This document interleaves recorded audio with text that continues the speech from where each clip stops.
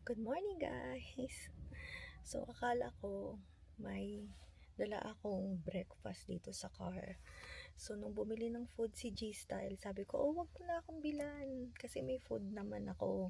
Yun pala, guys, wala. Naiwan ko. Naiwan ko yung bread ko. Dala ko lang yung coffee. Eto, pakita ko sa inyo.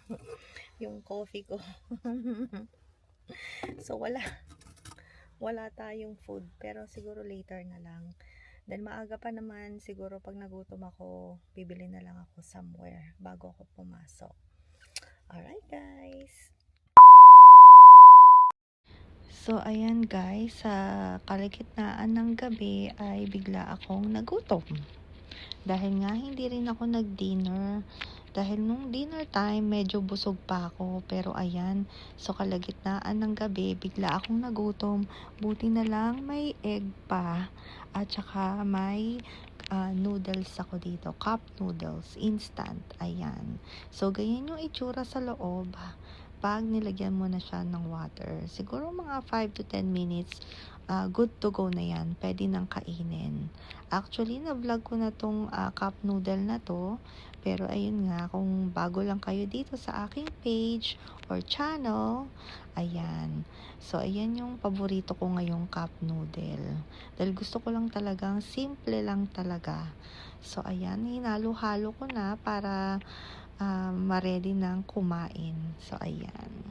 So, maya-maya okay na yan dahil medyo mainit pa. So, ayan, hipan lang natin guys. At kasi nga, wala naman tayong balak mapaso. So, ayan, ganyan yung itsura nung noodles. Ayan, pakita ko sa inyo yung itsura. Bali, nabili ko lang din ito sa 7-Eleven.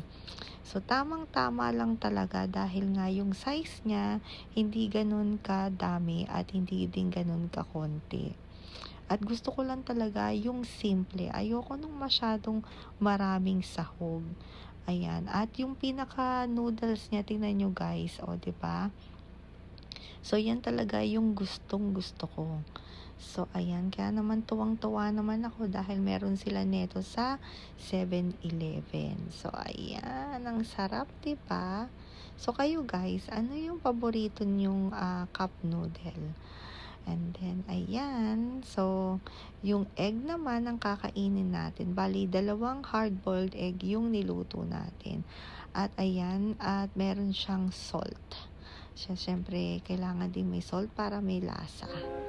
So, paano yan guys? Hanggang dito na lang ulit. Thank you guys for watching. Bye!